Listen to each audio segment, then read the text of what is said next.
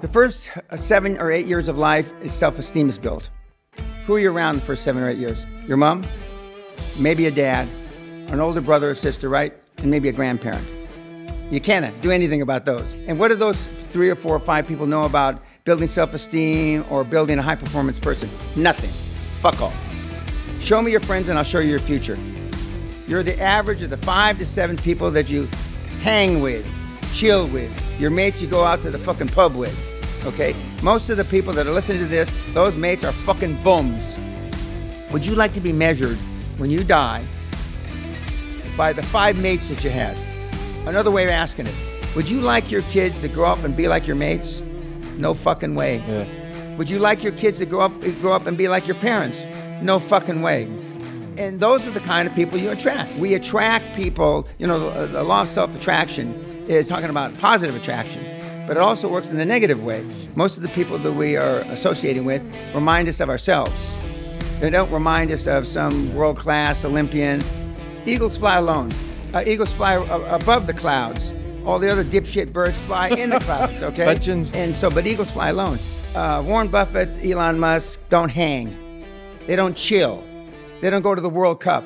They don't go to the Masters. They don't go to the Open Championship. They don't go any fucking place. Mm-hmm. All they do is work. The only friend, possibly, that Bill Gates has is Warren Buffett. Kids have been convinced wrongly, in my opinion, that reading books and listening to podcasts and researching stuff on the internet is taking action. That's not taking action.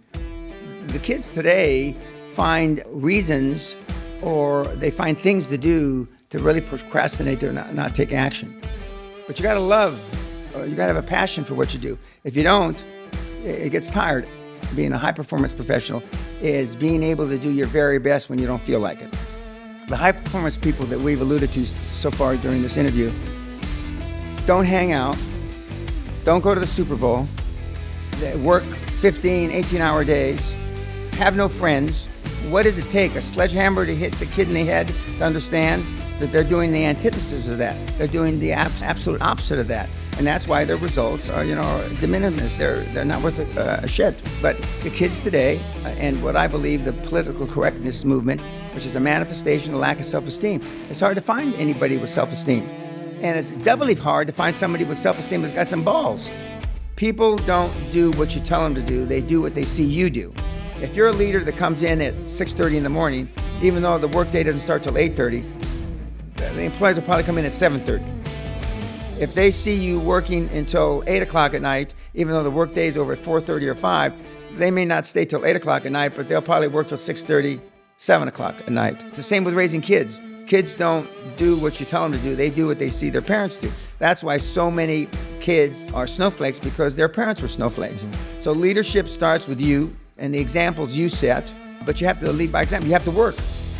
When I spoke at Oxford a couple years ago, one of the guys in the front row said, you realize that I've read 700 books on personal development. And I commented, well, I didn't know there was 700 books on personal development.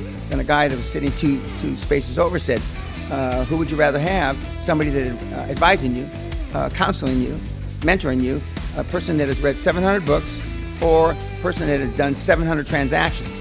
Well, I've done many more than 700 transactions, but I want the person that's got some gray hair, bald head, wrinkles, that has lived life advising me, not some guy that's some academic that has read 700 books.